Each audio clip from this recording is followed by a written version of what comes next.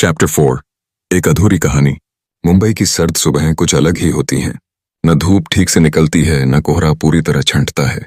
ऐसी ही एक सुबह में दिव्या ऑफिस पहुंची, जहां हलचल कम और खामोशी ज्यादा थी।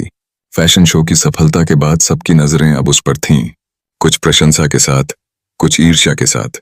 लेकिन इन सब के बीच रेयांश का व्यवहार पहले जैसा ही था, सीमित, औपचारिक, लेकिन कभी कभी अनजाने इशारों से वो अब भी दिव्या की मदद करता रहता था। आज ऑफिस में एक नया सर्कुलर आया था, एक स्पेशल डिजाइन प्रोजेक्ट, जिसे दिल्ली की एक एलीट फैशन गैलरी में प्रदर्शित किया जाना था। सिर्फ 2 डिजाइनर्स को चुना जाना था। सबकी उम्मीदें थीं कि रेयांश खुद लीड करेगा, लेकिन शाम को जब मीटिंग में उसने 2 नाम घोषित किए तो सब चौंक गए, दिव्या अग्रवाल और शालिनी खन्ना। हॉल में सन्नाटा छा गया। शालिनी सीनियर डिजाइनर थी और दिव्या कैरियर इंटर्न।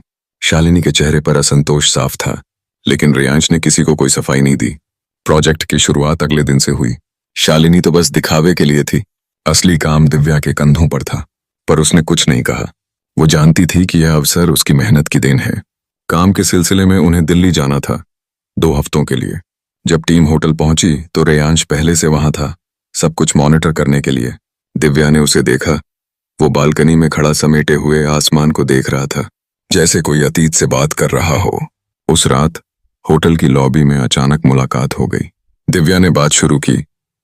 दिल्ली की हवा मुंबई से अलग लगती है ना? रेयांश मुस्कुराया। यहाँ हर चीज का अतीत होता है, हर इमारत कुछ कहती है। दिव्या ने पूछा, आपके पास भी कोई अतीत है जो कुछ कहता है? वो चुप रहा, फिर अचानक बोला, कभी सोचा है कि कोई इंसान इतनी उम्र में इतना चुप क्यों हो सकता है? दिव्या धीरे से बोली, शायद किसी ने उसकी आवाज सुनना बंद कर दिया हो। रेयांश की आंखें एक पल को कांपीं, जैसे कोई पुराना जख्म फिर से खुल गया हो। अगले दिन रेयांश अचानक दिन भर मीटिंग से गायब रहा। शाम को जब सब लौटे, दिव्या को फ्रंट डेस्क से एक छोटा पैकेट मिला।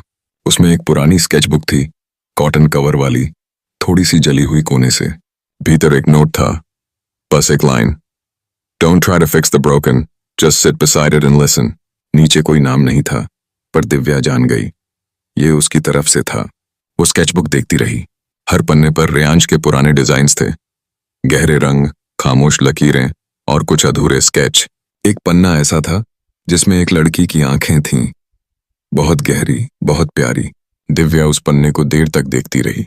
शायद ये उसका अतीत था, शायद ये अधूरी कहानी अब भी उसके दिल में सांसें ले रही थी। एक दिन दिल्ली में शाम ढल रही थी। सभी लोग अपने कमरों में थे।